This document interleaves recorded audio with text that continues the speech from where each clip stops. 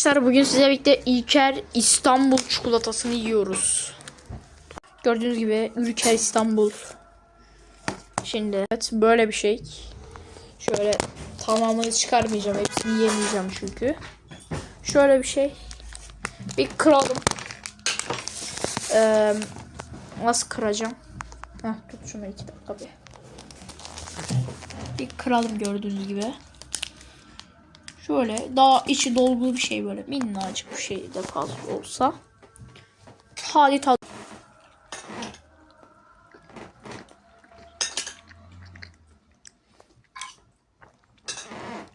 Şey bu.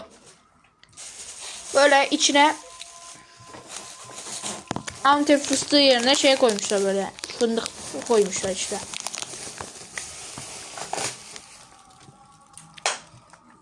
Aşırı da abartacak bir şey değil ama güzel.